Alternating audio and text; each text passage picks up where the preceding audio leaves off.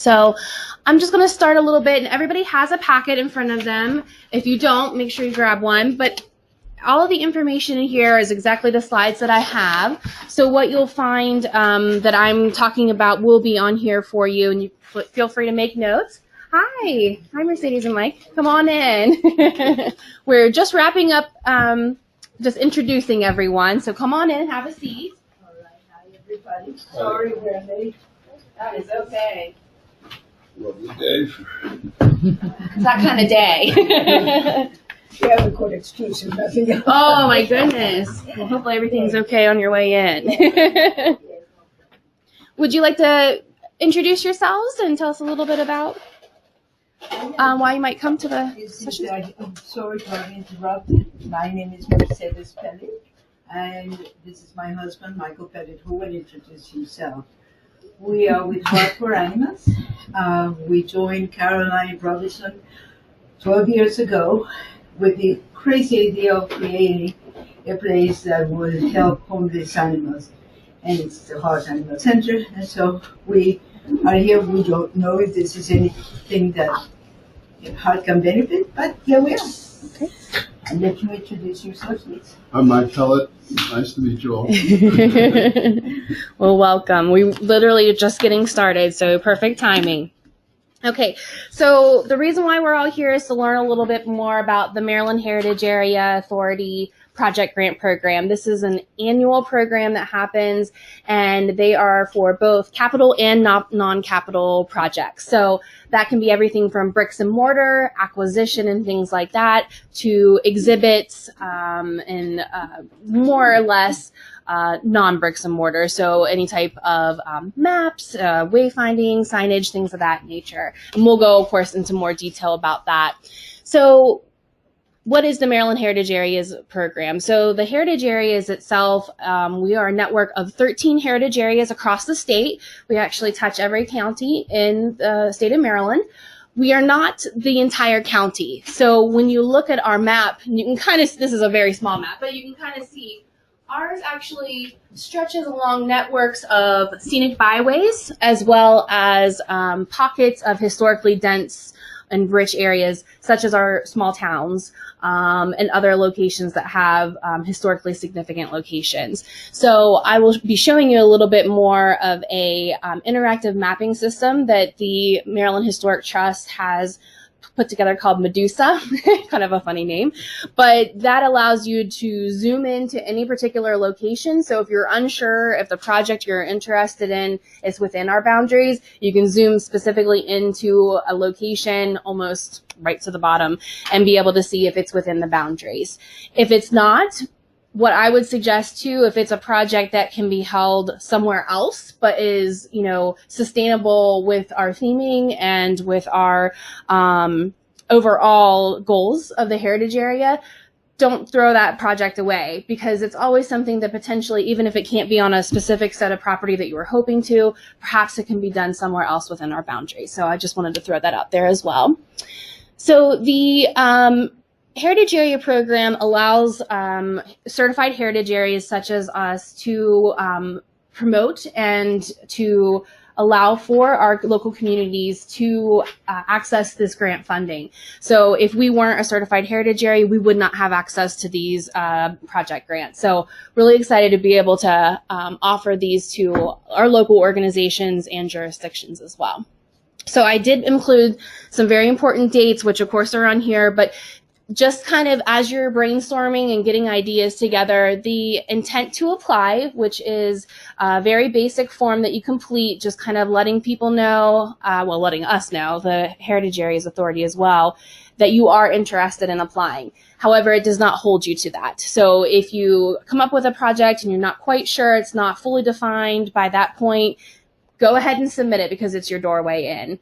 The full application will be due in March 8th. It will be due locally here to our heritage area. We have a grants committee that meets, reviews the grant applications, and then those are sent downstate. And a full application, which will be final due in April. There's a little bit of a window after we review them that we can send you back feedback, give you hopefully some suggestions to help strengthen your application or things that might be of interest to make some changes if need be. And it allows you to make any final changes if need be to the application before it is finally submitted and reviewed at the state level. The awards are announced in July of 2019. And then the grant agreement, corporate resolution are drafted and completed.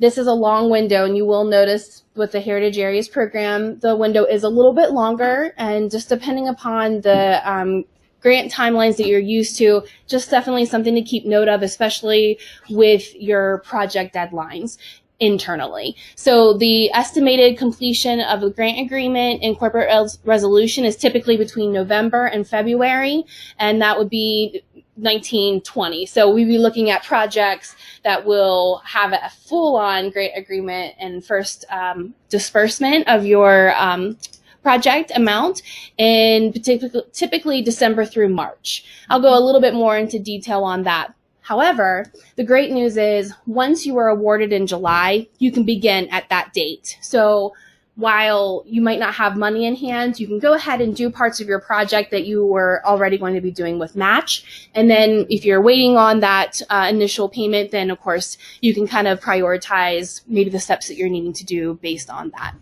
So that's just definitely something to keep in mind as you're formulating ideas and kind of coming up with your concepts there. So is your organization eligible to apply? I love that we had some people who are kind of a mix, those who are private business and nonprofit. So you must be a nonprofit organization. Oh, Peggy's saying there's no sound.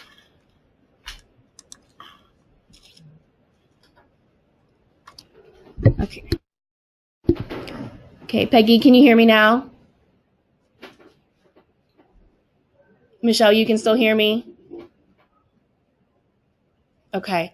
Peggy, can you try? Well, she can't hear me. Let me text her really quick. That wouldn't work very well.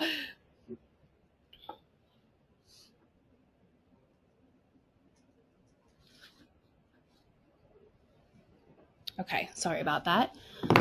And again, for anybody listening too, I will be recording this, so you can always come back if you lose us for whatever reason there. Sorry about that.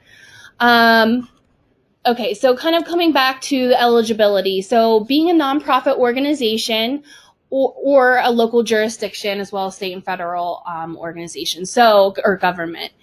If you are not one of those, you can certainly partner with a local organization or with a government entity. So certainly don't throw those great ideas out. It's something you can partner together. So depending upon the type of project that you're looking at, it might be an organization that you have close ties with, depending upon what your project is, maybe you are pairing with Garrett County government, with Cheryl and her ties to agriculture.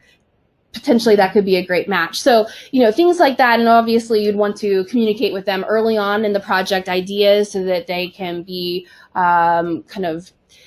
in the know from the beginning, so that those organizations, if you are needing to partner, can have a vested, voice very soon off the project, so that can also help you for getting too far into the process and then having to maybe drop back. Also, applicants must be in good standing with the State of Maryland Department of Assessments and Taxation. So that's something that's very important. If you don't know if you are, you can utilize the link that I have in the form here. That'll take you to a site. You can enter your information and that'll be able to tell you. And they have recently done some changes that if you do need to make an edit or if you need to make a change or if it's not in good standing, that process, from what I understand, has been expedited slightly. So that's a good thing too. But again, those steps can be taken if for whatever reason you're not in good standing, to ensure that you are in good standing by the time that your application is coming around. So again, what we were talking about a little bit before, eligible activities must take place within the boundaries. This is the link to the Medusa site I was telling you about. Again, you can kind of drill right down into a specific location to see if you fall within those boundaries. And projects must be consistent with our goals, objectives, strategies through our heritage area, and also want to tie into the state heritage program as well. Our management plan is kind of our big old Bible. It's huge. It's a lot to search through, but it's available online. The great thing is it's PDF form, either in small, digestible kind of snippets or in one ginormous, large, I can't even remember how many pages it is. But what is excellent too, with the PDF format and what I suggest doing, if you're trying to find that tie and say, okay, here's my project idea, does it match within our management plan? Are there, it's not directly transportation or it's not directly one of our other major themes, but how might that fit in? Hit the Control F. I Control F everything now with PDFs because then you can type in keywords and see where that might fall in there for you. I find that super useful if you're not familiar with that. But I do enjoy kind of utilizing those shortcuts to find things within that document just because it is so huge. But that's also another place you want to start from before getting too far into your application. Okay, let's talk a little bit about capital and non-capital projects. So non-capital projects, basically as simple as everything but doing your bricks and mortar type construction. So this would be interpretive exhibits, signage, brochures, seminars, education, reenactments and festivals and studies, research, data, things like that. So for example, we're talking about interpretive panels. That absolutely would fall along with interpretation, brochures, things of that nature. What wouldn't fall under there, what we consider capital projects. I don't know if you noticed, there's something up there that might look familiar to you, Carolyn. There's So Carolyn actually completed a mini grant project a couple of years ago for the New Germany Schoolhouse. So I use that as a little example there. That's one of their interpretive panel by the school. So capital projects, again, all of that bricks and mortar, kind of a rule of thumb is that items that are going to be lasting 15 plus years, but that it can include acquisition. So if you're needing to acquire a building or a structure, that is part of it. So I was thinking too of your structure that you have. For example, if that was one you were looking to acquire, potentially that could be an option there. Development, if it's a new construction project, but it's going to be primarily heritage focused, such as creation of a museum or a kind of like a discovery center, something of that nature. Rehabilitation, obviously, if you have a historic structure within the boundaries and you're looking to rehabilitate and utilize that for a public use, then that would be an option as well. Restoration, again, taking an existing building and removing of any features that are not historically representative to changing it to the time period that it was originally created for and during. And then pre-development. So we have a lot of projects we see come in through the Heritage Area Program that are done in phases. So especially for large construction projects, you may have pre-development activities that need to happen, architectural design, engineering, things of that nature. That would also be considered capital, even though the plan itself is not a brick and mortar, it will lead to a project that is brick and mortar. So that's something to keep in mind there as well. Any questions on the difference between capital and non-capital type projects? Sometimes it does get a little fuzzy. I know it sounds clear cut, but sometimes I'll get a kind of a random project and I'm like, well, would that fall under there? So I had to always kind of come back to the definitions, and then even then I most likely have to contact the Heritage Areas Program just to confirm. So if you're not sure, definitely feel free to reach out to me, but you can also reach out directly to the Maryland Heritage Areas and they'll be able to tell you for sure. Jennifer, we already have a landscape architect Mm-hmm. who's done a design and is working on the details of that. Mm-hmm.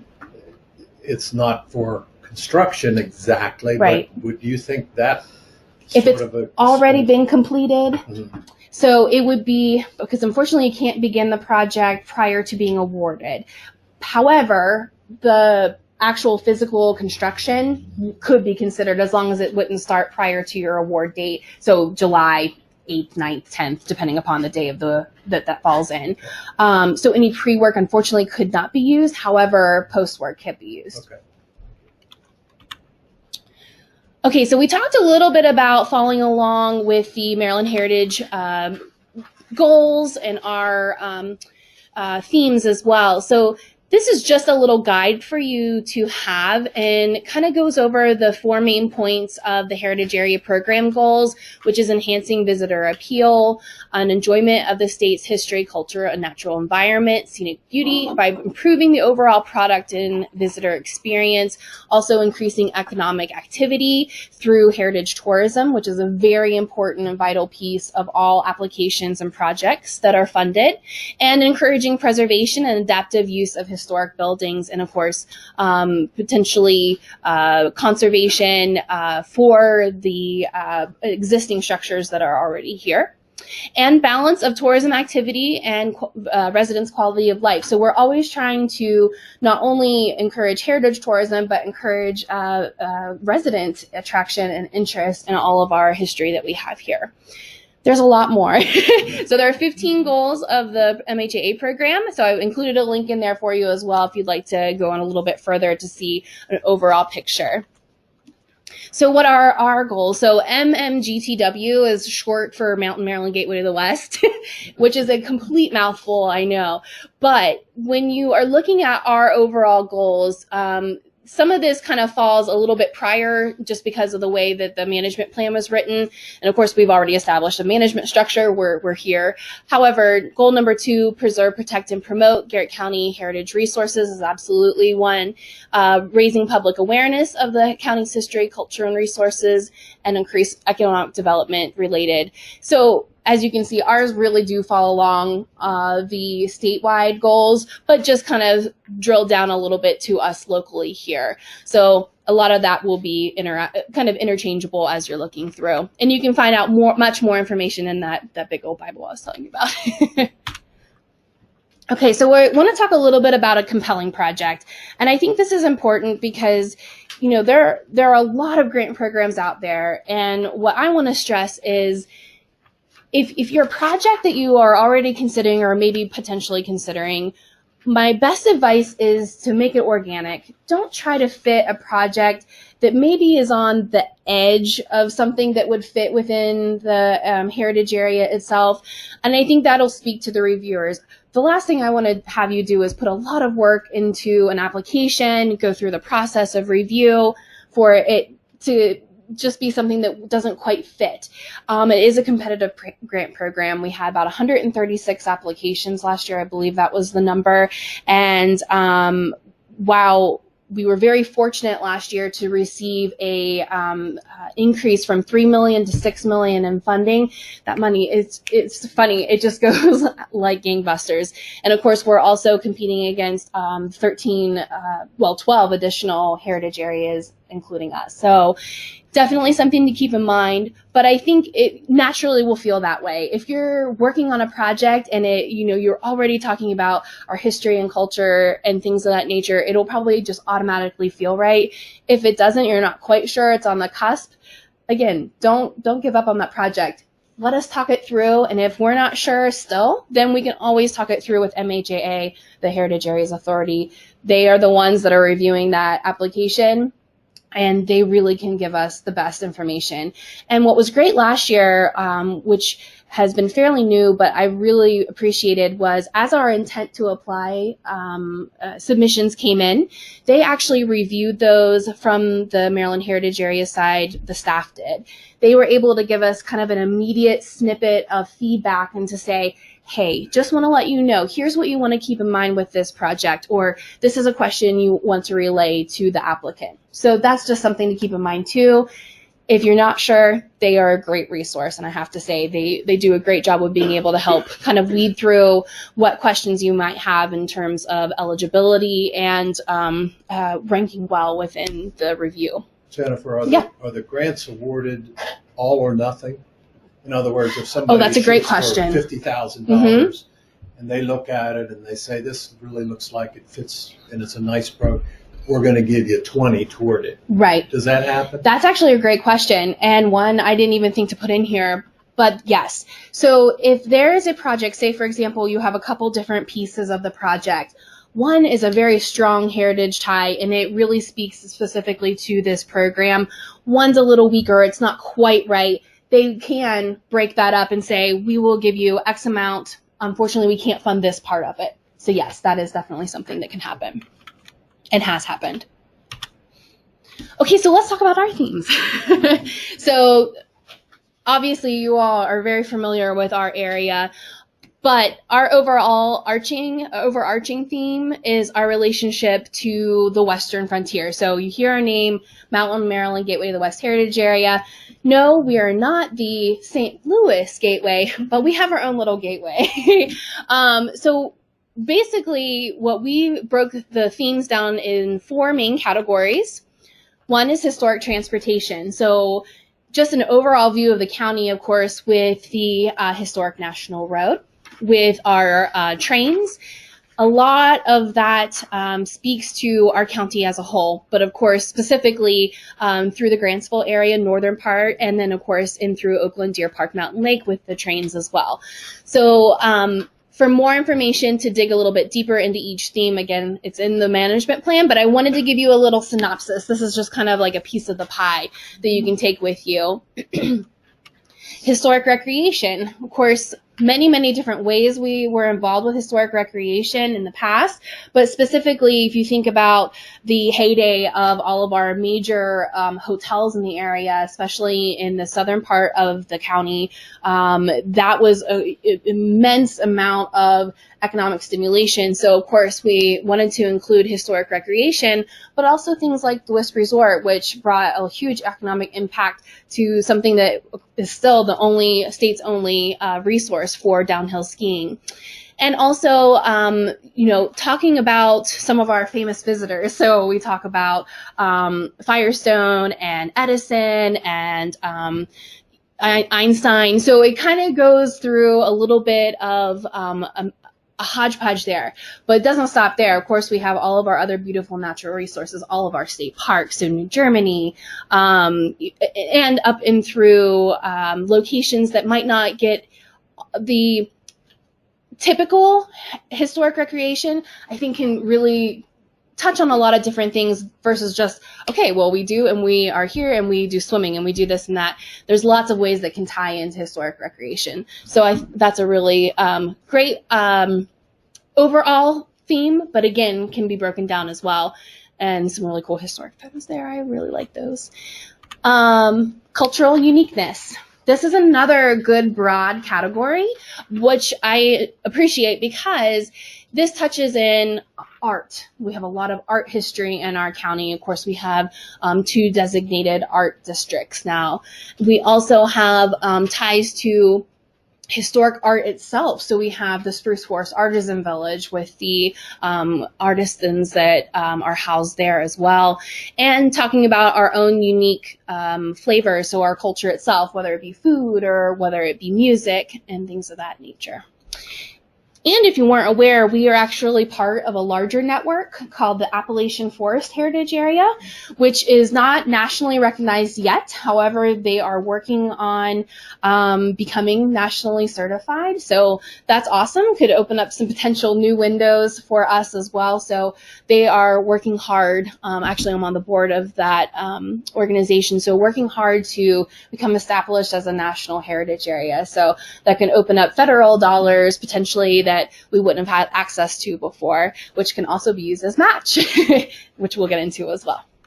Do you have a map of that too? A map? Yeah, or can you tell us a little bit about how big that area is? Yes, absolutely. So I believe, if I'm not mistaken, it's 18 counties spanning up the side of West Virginia. And we're only 2 counties in Maryland. So Allegheny and Garrett are included in the Appalachian Forest Heritage Area. And if you just Google Appalachian Forest Heritage Area, they do have a website and they do have a nice little map on there too. They've been working on some really cool projects, one being story mapping. So they can kind of dig into different stories of their particular heritage focus, which a lot of it is natural resources. Forestry, of course, is one of their big ones, historic culture as well. So their website is really cool, and it kind of gives you a little snapshot of the overview of the whole spine that goes down, well, back spine, I would say, kind of dips down past us. And I believe it's 18 counties, but don't quote me on that. I could be wrong on that number. So man and nature, another kind of overarching theme, but it ties into our natural resources, which I know we have a couple folks in the room who are really looking at potential projects for natural resources. And this would include things like our Friendsville subarctic swamp, while also covering parts of West Virginia. Parts do fall within the Maryland boundaries, as well as our historic, what was I going to say? Coal mining. I don't know why that word was not coming out of my mouth.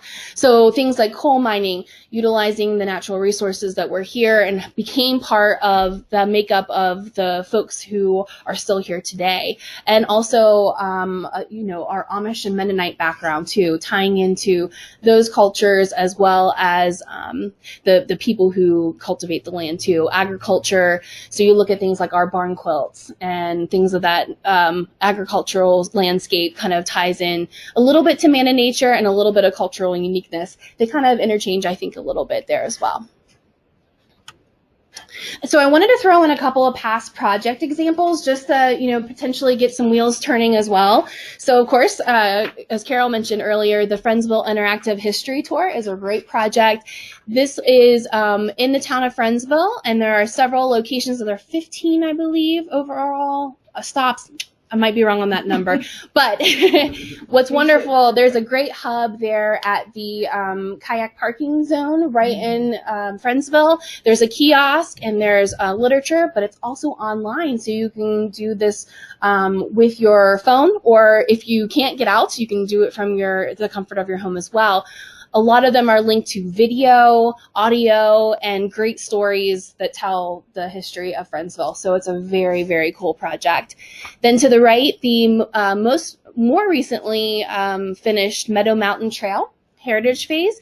This was completed last year in the spring. So another great project. Trail projects also kind of tie into our overall connection theme. So when you talk about the different heritage areas, some are more broad-based. Ours kind of follow those networks and then connect to those historically dense areas. Trails also play a part in being that connector. It doesn't have to be a scenic byway. It can be a trail.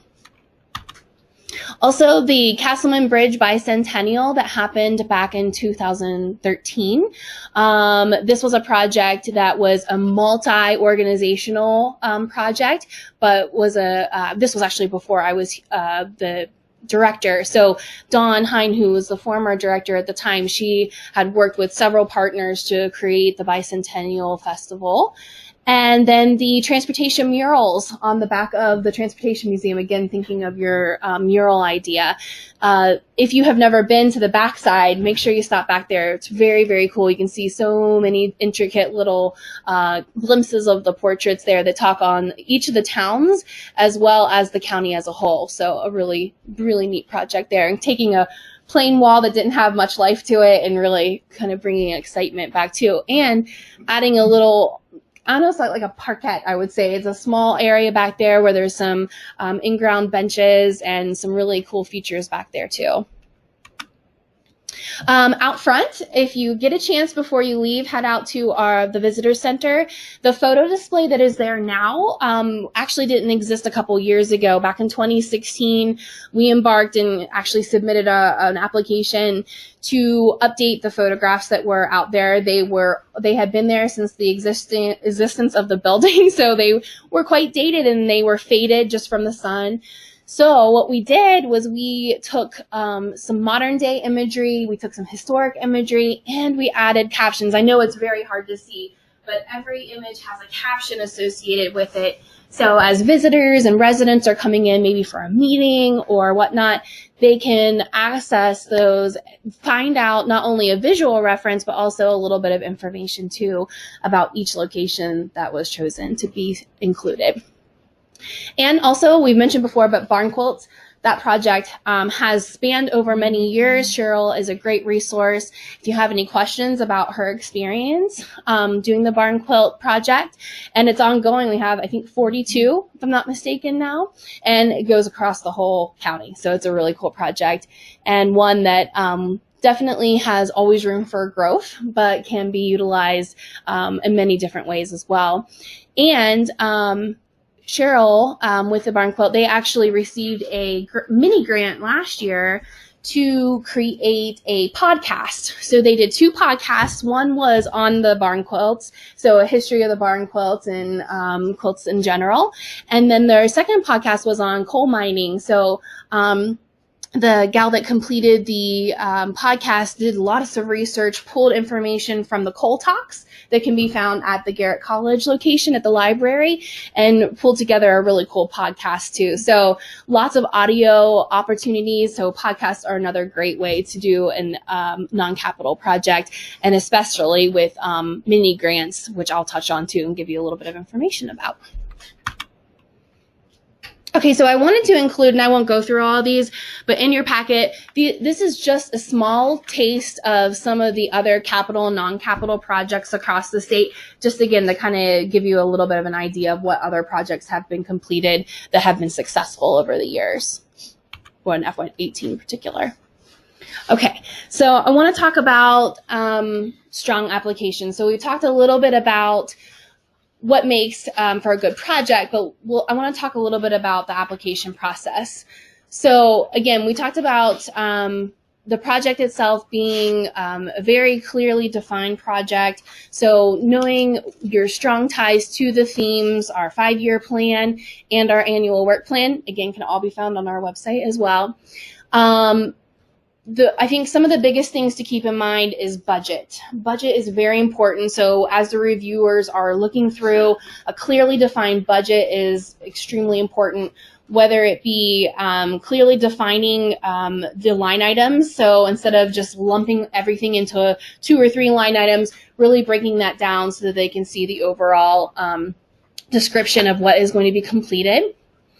Also, the lifespan of the project, ongoing and maintenance. So I think that's important too. Not everybody thinks about that. We'll have these great projects. We want to get them funded, but what's going to happen after it's done? How is it going to be maintained?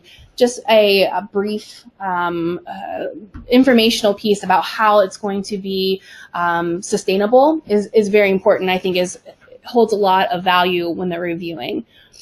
Also, project outcomes that are measurable. So obviously, everything is a little bit different depending upon how you can measure. If it's an event, you can measure how many people come. If it is a museum, you can measure how many people arrive. If you're unsure as how to measure, we can always talk about that. Or again, the heritage area staff folks are great and can also help you with that type of information that you want to include. Timelines. So the window for a project grant is up to 2 years. And what I always have tried to say, and what I've tried to live by too, is even if you think the project is only going to take maybe an hour and a half, that would be great, a year and a half, to ensure a window of time that could potentially be used for any overflow, anything that might be slowed up, especially when it comes to construction, because we all know how that can go. So just giving yourself that buffer. So even if realistically you're thinking, okay, this is going to take 1 year and 6 months, but let's give us a little bit of a window. You have that 2-year time frame to do that. Extensions are possible, but there are parameters within requesting a extension. However, fairly easy to do. It just has to be done before the timeline has expired. So your project completion date just has to be done before that, and I'll go into a little bit more detail on that as well. And we'll go over that again in January when we'll do a kind of like a hosting watch party. Jen Ruffner and Ennis Barbary Smith of the Heritage Areas Authority will also do a webinar, and they're going to be coming to our area in Cumberland in an in-person workshop too, which I definitely recommend if you're strongly considering applying to attend that as well, because they truly are the experts and give great information there.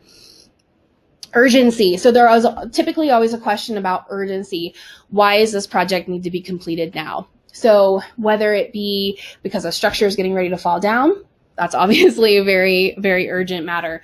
But even if it's, a deadline because it's an anniversary coming up. For example, the Garrett Lakes Arts Festival received funding last year because they are going to be doing a celebration for the Chautauqua. So for them, it was the 20th anniversary of the Maryland Chautauqua. So they, of course, it was time sensitive. So that was their sense of urgency. So it can mean many different things.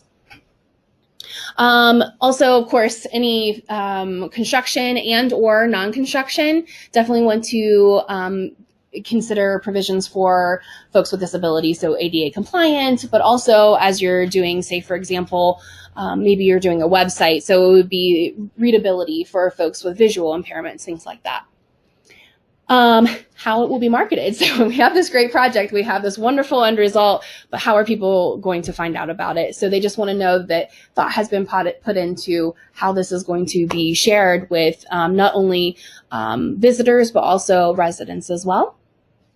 And again, another stickler point between the budget and the scope of work, definitely want to just ensure that those are tight and that they match. So whatever you have in the scope of work falls right in line with your budget, and that your match funds are in hand. You have a little bit of time for that.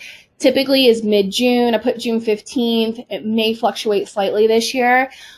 So potentially you're waiting on an award, or you are finalizing that final piece on how you're going to match the grant.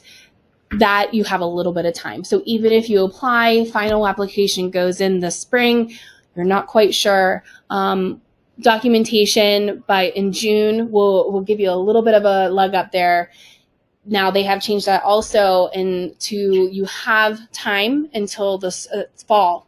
So while it would be wonderful to have it by that point, you have a little bit of an extra window as well there too, which is great, because some things, timelines, especially for grants, can coincide right together, but sometimes they're 6 months apart. So depending upon how that works out, it's definitely something to keep in mind. Again, not to completely stop a project just because the funds may be delayed, or it's not going to be right at that moment of application. Is this a dollar for dollar match? Correct. Yes, it is. Now, that would be a minimum of 75% cash and 25% in kind. Of course, that can, you can have a lot more cash, but maximum of 25% in kind. Okay, so we talked a little bit about the intent to apply, so I won't go into this in a huge detail, but I wanted to put that out there to you all again. This is just the gateway to get you into the full application. This simply shows the MHAA team that you are interested in applying. The scope can completely change, the name can completely change, the amount you ask for can completely change, but this just gets your foot in the door. Alrighty, so creating the budget. Okay, I'm harping on the budget a lot, but it's such an important piece, and I wanted to talk a little bit about the match, which we just mentioned slightly, but I also have a little bit of a workshop type activity, hands-on activity, if you will. So again, a 1-to-1 match requirement is in place with no more than 25 as in-kind. In-kind services can be donated goods, donated materials, or donated time. So volunteer time and or, for example, if you have an architect who donates half of his time, then you can utilize that as part of your match. Cannot use overhead fees for applicant organizations. Project marketing and staff salaries can only be used as match, but can be used as part of the full budget. And match may not be Maryland funds. So if you have like a Maryland state bond, or you have other Maryland funds that are coming in, unfortunately you can't match state with state. If, however, for example, it is a federal program that is administered at the state level, that should be okay. What I would recommend, just to confirm, is to touch base with the team at MHAA, just to confirm, but most instances, very few that I have found, that if it is a federal program administered by the state, that it would not be permitted. A municipality could match. Correct. Absolutely. So local funds, local county, and municipalities absolutely can be considered match. Okay, so we have a fun little handout here. So if you will pull the packet that looks like this, we're going to complete a budget together. So you will find, and I made it short because I knew we would be crunched on time. And for folks on the webinar too, if you did not receive those documents, just let me know and I will be sure to send those to you again. 3 at the top here will say quote. 3 at the top will say invoice, but let's look at the quotes first. And then if you'll grab your budget spreadsheet that looks like this is what we'll be creating it on. I know it's a little small, so just have to write a little small there. So what we want to do is taking our quotes that we may have received from, oh, sorry, mine's not in color. So I made yours a little bit bigger. Yep, exactly. So if you take your quotes, what you want to do is create your work items or line items into the budget. So what we're trying to do is include both the grant funds requested and the match that's included there. So in the quote, let's take a look first at the Easy Wayfinding Company. If you like my names, that was kind of fun. So here we have an interpretive panel production of $22.50. However, they are including panel design in-kind services at $25 an hour, 3 hours, so $75. These aren't quite typically what you'll find, but you know, just trying to make them even numbers too. Okay, so let's go ahead and utilize this as one of our line items. So if you want to go ahead and put in here what you would use as your description of your work item, and don't have to quite fill in the amounts yet, but just keep that in mind. We'll do that together.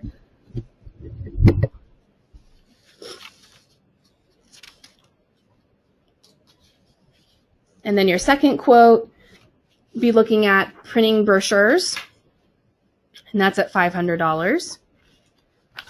And then the third line item is your educational speaker at $17.50.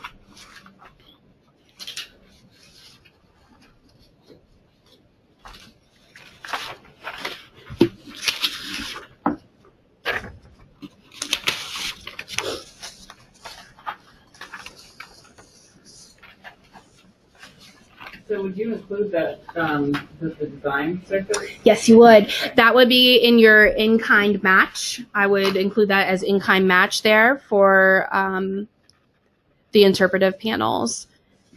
And then grant funds requested, you go with the full amount? And so we won't put that total in yet. Let's look at those all together. After you would put in the 3 there, we'll kind of go over it as a whole, kind of looking at the grand picture. And what I'll do is I'm going to bring up the completed one here because I think it'll be a little bit easier to see.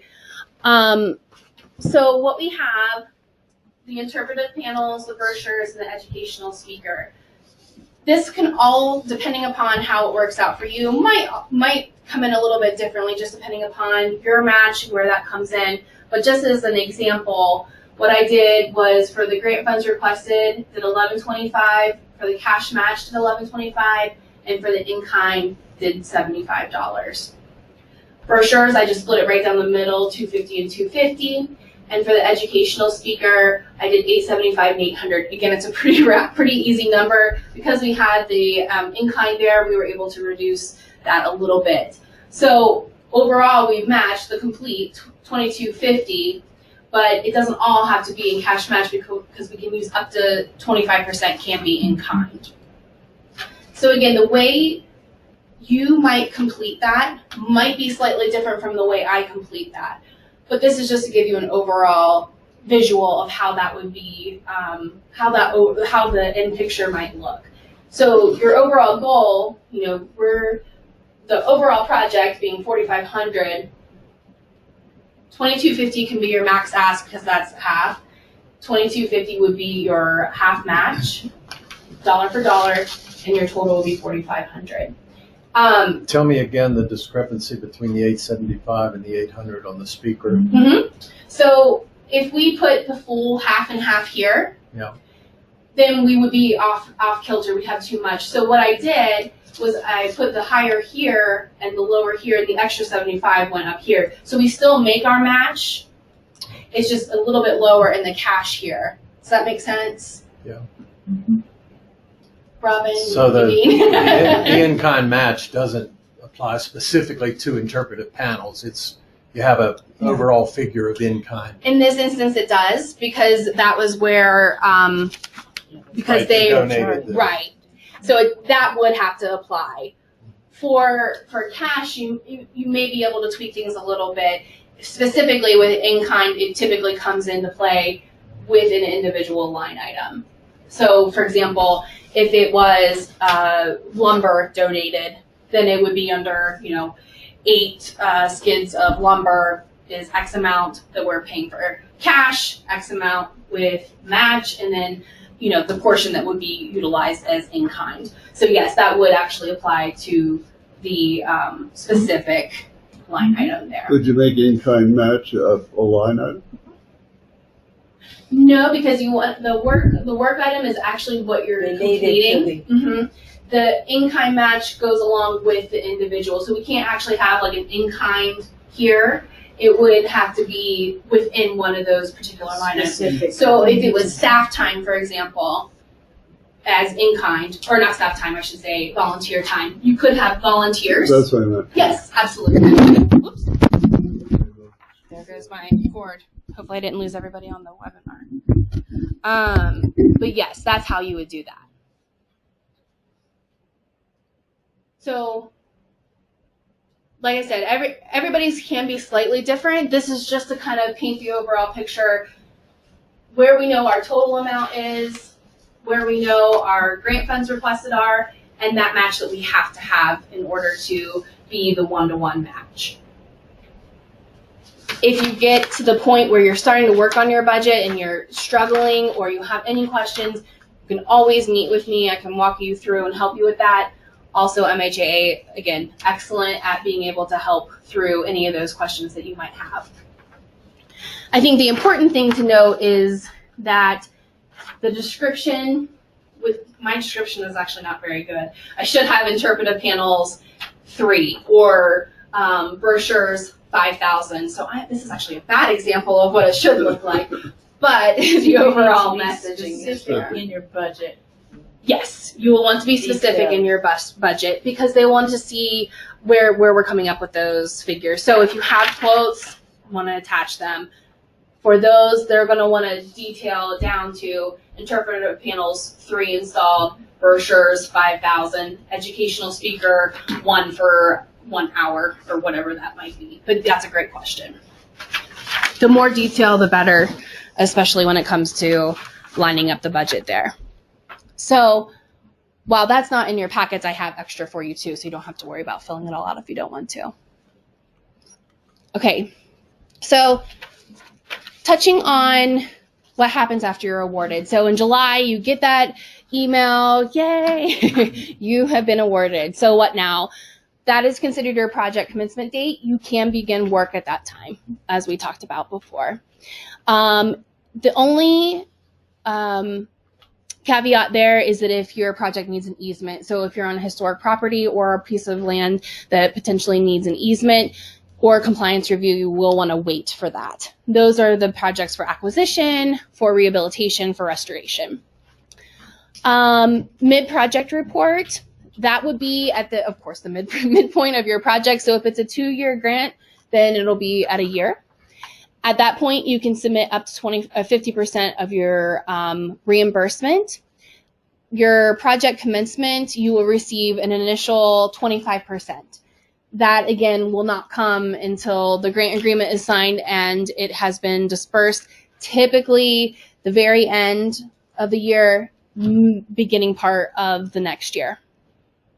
And project completion date would be the date that is specific to when all funds that must be expended by that point. That's a very important thing. You can't have your project completion date happen and not all your funds be expended. So if you're still waiting on invoices, you got to get those in so they can ensure that they have been submitted. And it's also the last chance to ask for that fun little extension. So if you are getting to the point where you're realizing that you need more time, this is the absolute last date that you can do that. I totally recommend to do it as soon as you think that's going to happen, of course, if you can. But this is the last point you can do that. And then the final report is due. Once the final report is submitted, it is reviewed, and then the final 25%, up to 25% disbursement would be at that time. Is a project completion date to also be included in the app? I mean, you have to put that in as well? Yes. Yeah. And that's why before when I was saying, if you're not sure, if you're thinking, 1 year, 5 months, 1 year, 7 months, or the full 2 years, just so that you know, if it's not feasible that you can explain, then I would totally do what you think, add a little buffer, and then you can always file for that extension if need be. Just a little note on procurement. I wanted to include this because I think that's important for projects, especially when looking at your budgets. So for local government entities, which I know none of you are county government, but local government, you just want to follow your normal procurement procedures within your organization. Nonprofits, keep in mind between $500 and $10,000 for an expenditure require a written bid of 2 or more vendors. And a greater than $10,000 for an expenditure requires 3 bids. So example, you're looking at completing interpretive panels and they are coming in as a quote of $8,000. You want to have two bids from that location so that you can show that you've obtained that. You do not have to take the lowest bidder. There can be reasons that you chose the other location, and those you just want to include with your criteria, or what criteria you use to choose them. And sole source procurement should not be utilized unless you can document a valid reason for doing so. The one that I can come to mind is, we're a rural area. We don't always have a plethora of vendors that can complete certain things. So that would be my biggest example, but I would also talk about that specifically in your information so that they are aware, hey, there's only company A that can provide these services. There's nobody else within a, X amount of time or space. Can you apply that if you only get one bid for a certain piece of the project? That's a great question. I'm not sure about that, but I would absolutely put that in there. And my guess is that yes, that would be a kind of a concrete reason. But let me check on that just to make sure for you, Don. I don't want to tell you wrong.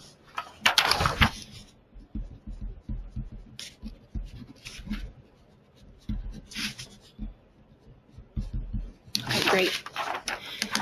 And if you have a capital grant and your request is $90,000 or greater, you have to complete a minority business enterprise or an MBE plan, and that's just for all the larger grant applications there or grant projects there. Capital project review and easements. Again, I won't go through everything here, but just wanted to make sure to include this for your review. So capital projects, including if there is an existing easement on the property, if you're required to have one, and if you need compliance review. All of that is definitely something that you'll want to look into before your application process, but there will be some of that may happen afterwards. So depending upon if the review needs to happen, if you are waiting on that, that'll happen. But certainly if it's a piece of property, the approval of that being used as property for this project, they are willing to convey an easement, that is good too. Big thing to note there is if it is a piece of property that has an easement, that easement is transferable to the next owner. So you have a property with an easement on it, you sell it, that will continue on to the next property owner. So just something to keep in mind there as well. Okay, so disbursement, go ahead. Mm-hmm. The next property owner will have to keep the easement? Correct. Is that what you're saying? That's correct. They don't get to change the easement? Correct. Okay. Yes. So that's a very, very big player, and I'm sure, especially with property owners versus ones that you're working with versus if you are the property owner. So that's definitely something for them to be aware of for sure. But again, capital projects would be the most important there. Okay, so completing your disbursement form. This is the the screenshot that always makes my head spin because there's so much going on in here. I did include a little sample disbursement form for you that is blank. So this is clearly if you're awarded the grant. Right? Correct, Yeah. absolutely. So you would not see this until afterwards. So we're kind of eased into, you've started your project, you're awarded, you all got your grants, and now we're working on our grants, and here's a disbursement form. The one that we're going to play with, you have a blank one in here, is your final disbursement, but it's because it's such a short grant, it's going to be the whole thing. So when you look at this form here, this is essentially an extension of your original budget. There's an additional column that is for the funds that were expended through the grant. And then to the right of your grantee contributions for cash and in kind, that is your actual spend there. So budgeted versus expended. What I thought we could do, and we might be running out low on time. So what I want to do is give this to you so you can play around with it at home. But I'm going to show you the finished one, so we're cheating a little bit. But what I did was I took the numbers that we had from our original budget, and then I took our invoices that I have examples for you there. So what I wanted to show is that as you're working on your project, obviously everything's not going to come in exactly how your quotes are. So you may come in a little under here, a little over here.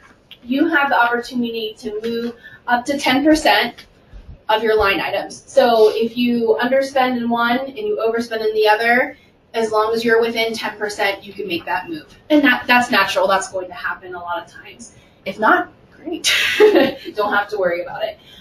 So what I essentially did was looked at the invoices that I created. So we went through and I noticed that we came in a little bit under on one and a little bit over. So this is just reflecting how I would make those changes. So you can see we came in a little bit under on educational speaker, and we came in a little bit higher on interpretive panels. So this is how I did it. And again, things might, depending upon how you would have worked out your original budget, be a little bit different from here. But based on the budget numbers that we kind of created together, this is how the end project came based on the actual spend that we had from the invoices.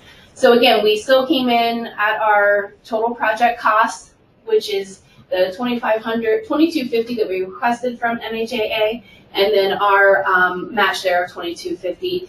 Just slight variances there, and I stayed within our 10%, so we're all good. What you can do when you go home and start playing, if you have any questions or get confused, definitely, again, we can always work on it together, and especially when you're diving into your full projects, because your line items will be, twice as long as what this is. But just to kind of give you a little project to kind of. Let's say you can't stay within that 10%. Say it's 20. Yes. Do you have to pay that money back? That's another great. Dawn is like the best questions today. So if, for example, you have a project where you have gone over that 10%, as long as you have not completed the end date, you can do a budget amendment. So you can go to MHAA, yes, and say, here's where I have a little bit over 10%. I am at 20%. Here's what I need to make changes on. You let them know why, where this came in under, where this came in over, and then they can adjust that for you. So like it's the guy putting in the interpretive signs. He's bid $2,500. He says, you know what, I really believe in this project, blah, blah, blah. I'm going to donate $500 off, take it off the invoice. Right.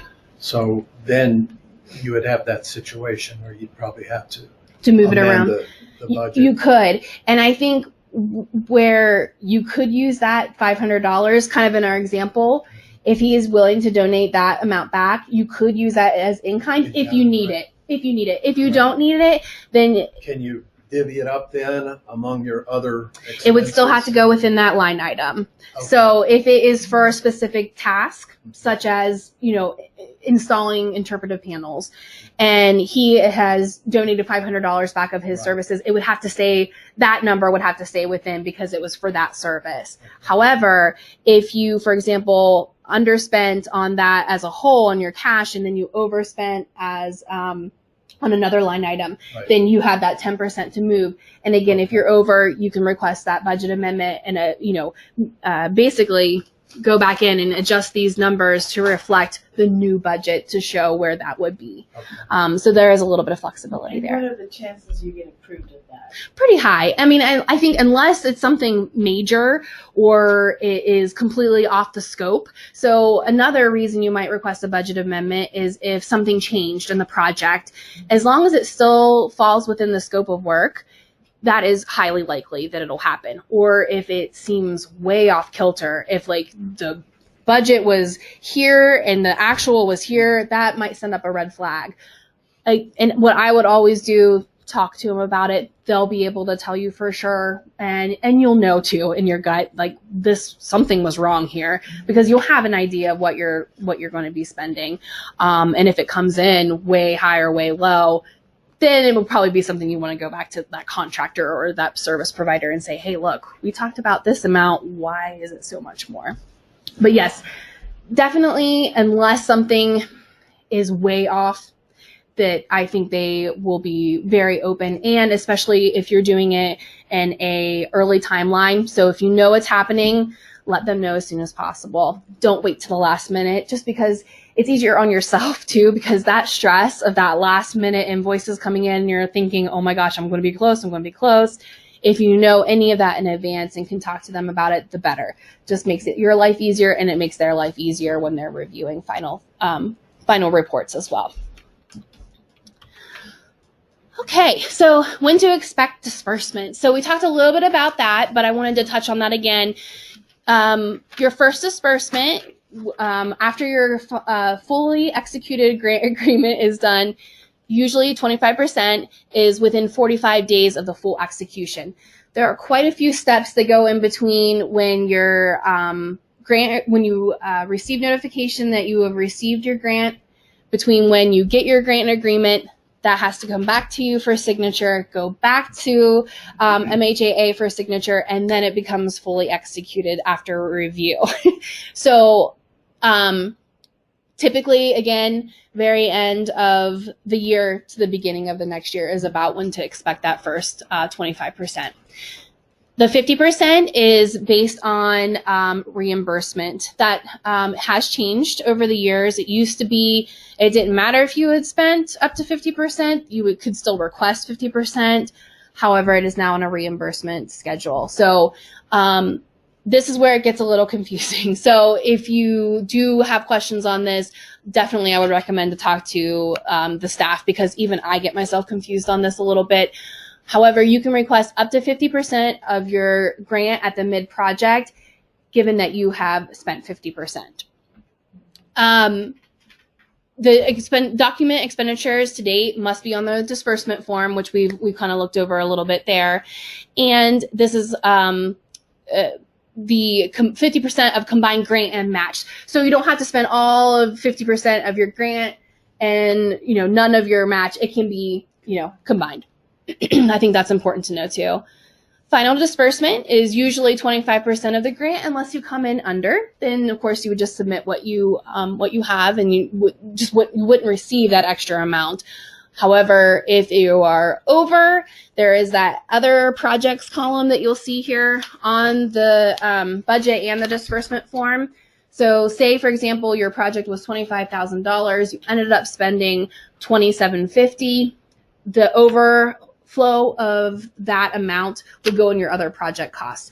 So while you can't apply for more, you can't receive more, to MHAA, it's good to show it's great stewardship of the funds that you have leveraged additional funds in order to complete the project. So while you can't be reimbursed for that extra amount, it's still good to show that, because for them it shows that that project has not only utilize the grant funds that were given and your match, but you've also leveraged additional funds to make that project happen. And also, final payment will not be made until your final report is approved. So once all your documentation, including all of your invoices, all of your proof of payment, which again is another thing that's really important when you submit those reports, to have your invoices, every single one, and all of your proof of payment, which can't be just a check. It's got to be a clear check. It's got to be a bank statement, or it's got to be a credit card receipt and a credit card statement. They want to show the actual payment has been processed for those invoices. So that's something that is good to know up front because it's important as you're preparing your documentation that you have everything kept on file. And everything is submitted electronically now. So you will have a portal that you will be able to go in and upload all of your information. For mini grants, we're still doing it a little bit old school where you'll submit to me more through email and whatnot, but they have a great online system that you can do everything on now. And we already talked about SSTAT. So are you ready to apply?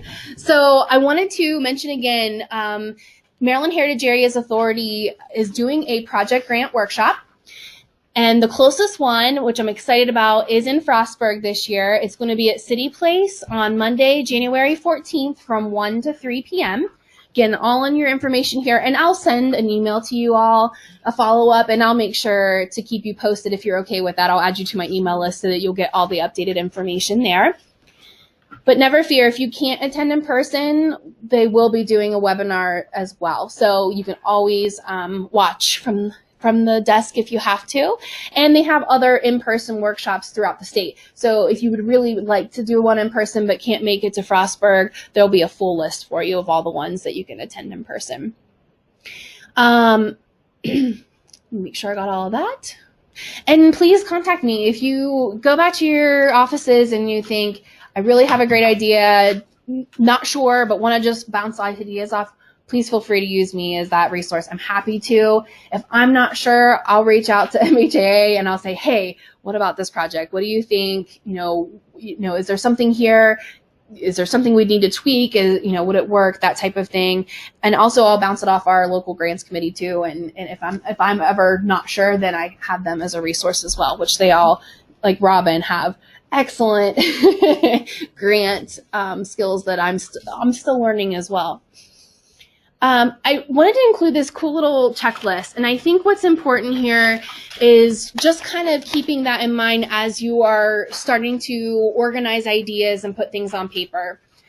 Again, just want to make sure that your project is within the heritage area boundaries. It has to be. So if you are considering a project, that'd be one of my first things I'd look at.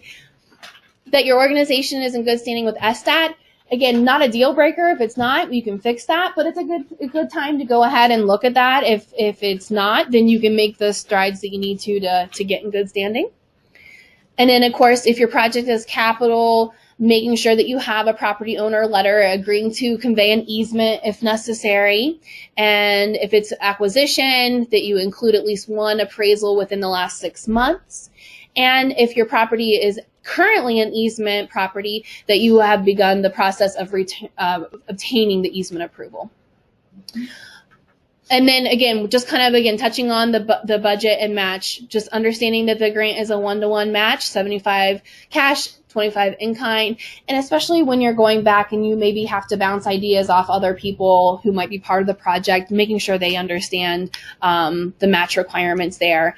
And again, that the match is in hand or committed. And again, it's not a deal breaker if it's not, just something to keep in mind that you want to have that within the deadline. Mid-June is fantastic. You get a little bump there if you have it. If not, there's still a little bit of time.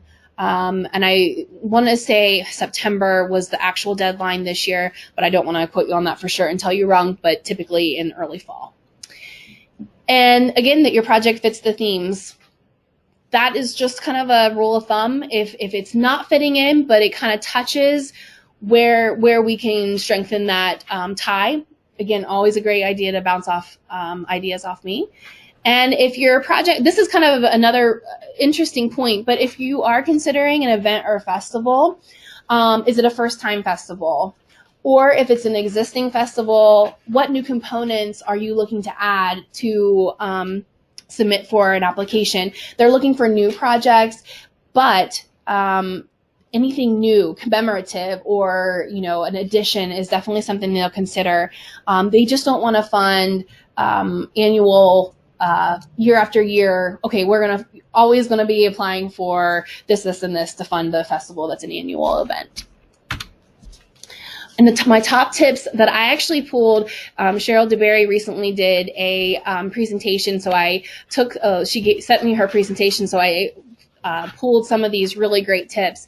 So of course, reading the full grant guidelines, they are very informative and they have a lot of great information that I may have not all even touched on today. So totally recommend read through the full grant guidelines. Can you create a compelling application? Can you help MHAA meet their goals? And is it worth the effort? I love that one. And it's true. Again, the big thing with these grant applications is that they are lengthy. There are a lot of information you have to gather, a lot of things you have to consider before applying, as with most grant applications.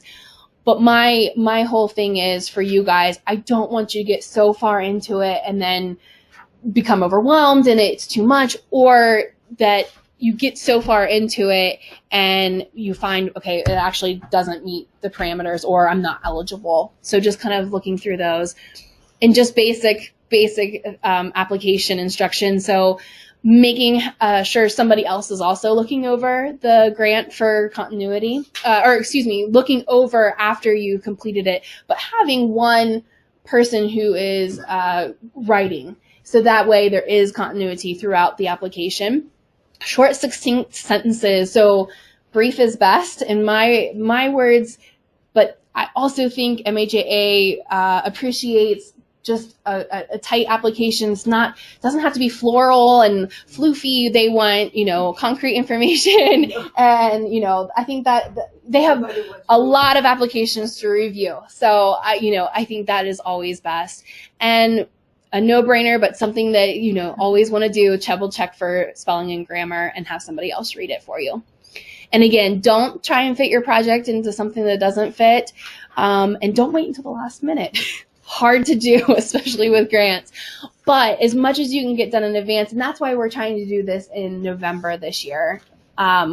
We want to give you that little bit of a kickstart to start, getting these ideas formulated and started on before you head down that path of, okay, now the intent to apply is here. Okay, now it's deadline and all of that. So I'm hopeful that this will at least give you that little kickstart to kind of get you going there before you get too far. And my contact information, I think everyone has mine, but if you don't, I do have cards, but all my information here, you can always find me on the website, email, call, either way, I'm always available there. And that is everything. So we ended almost on time, about 5 minutes early, but I have another question. Yes, please do. The intent to apply. Yes. That's a fairly brief It is. and kind of an easy. Very much so. Okay. You can actually go on to MHAA's website. I'll send you all links to last year's intent to apply. I believe is still on there, so you can see a sample of what that is. It's a very brief synopsis of what your project's going to be, a title, about how much what you're looking to apply for. Don't have to include a budget or anything like that. It really is simply that, that little bit of a gateway into the full application. But again, everything can change. So your title, your amount, all the scope, it can change between when you hit your intent to apply, submit, to when you actually submit your full application. Do they have a list on their website of all the projects that they funded in the past? I'm not sure if they have a full and complete list, but I can check on that for you, and I'll send you a note. On their website? Yeah, I'll send you a link for you. It's the MHT. It's a lot of backslashes, so I'll send you a link to that. Any other questions that anybody has? Anybody on the webinar have any questions too? Please feel free to put those in the chat. Yeah, it sounds almost as if you need a professional grant writer to do this. Oh, well, that's what I'm hoping to avoid with having these workshops and having us as a resource. You know, it's great if you have somebody who is familiar with grants to help you, but we've got some great resources in the room. Robin, for one, he's a circuit writer. Nadine has great past experience, so perhaps she would even be open to reviewing. But, you know, our team, with our grants committee and other circuit writers too in the county could potentially be a great resource to help you if you get stuck. And, you know, always feel free to reach out if you do, because that, you know, I'm happy to help as much as I can. And Peggy, I think you made a comment too. If you document that you requested more than one bid, but only one company bid, you're probably okay. So that was, I think, in reference to Dawn's question there. Okay. Lisa, did you have any other questions that I can help you with? Yeah, where does the matching cash come from? And Right. what are the types of in-kind? Okay, that's a great question. So your match can be from private dollars. So it can be from a donor, or it can be from non-state funds. So it can be federal funds, it can be county funds, or it can be local funds. So it can be money that you fundraised, or it can be money that you have in the bank, or it can be money that's matched from non-state funds. So a federal grant or another private grant that is applicable can be used as match. For in-kind, that can be donated services. So somebody who may be helping you with creating a document that they're donating their time, their services could be their time that they're donating. So an hourly rate times how many hours that they're working on the project, or materials. If somebody is donating a quart of or a pallet of lumber, that could be considered the dollar amount of that value of the lumber could be utilized for that as well. Volunteer time is another big one. So if you have volunteers, for example, that are working on the project, their time can be used, and there's an hourly rate from the independent sector website. I believe it's $27.50 currently per hour is the value of a volunteer. So you can utilize that amount for per hour of volunteer time that is gone to the project. That time does need to be documented, and there is a form, but that definitely can be utilized as in-kind as well. And for cash, that also can be the amount that you can use it for can be marketing. It can also be staff time for non-state employees. So for somebody who's solely dedicating their time to this project, they can utilize their time as cash match, as well as the time that is committed for other services. So if it's a contract service and maybe you're going to request half, but you're going to use cash from what other, you know, internal resource, then you can utilize that as match as well. Okay, great. Thank you. That's very helpful. Sure thing. Sure thing. And I know we didn't get into all that, those nitty gritty details, but as you start to formulate your, your list of project needs, or if you're not working, for example, with a contractor, but you're starting to find that you're coming into working on your budget and it's getting a little daunting, that is absolutely something that I can certainly try to help you with. And if I can't, then I will try to find a resource to help you with that as well. Because even for myself, and I've been doing it for 4 years, I still sometimes get a little stuck, and I need a little help in one way or the other. So there's some great resources in the county, and like I said, our local grants committee from the Heritage Area Advisory Board, Robin is another great resource. Our circuit writers in the county too might be able to also provide some great insight for grant preparation that, you know, we may have not even touched on today. And especially when you start to look at it individually, I think some of those questions will start to come out just naturally. But, you know, always feel free to use us as that initial touch point. And then if I can't help, or if I'm stumped, then I'll certainly try to connect you with somebody who can help. Okay, cool. Thanks. Thank you. Anybody else have any questions that I can help you with before we wrap up? Jen, what was the name of the website about the volunteer? Independentsector.org, but I can also send that link to you as well.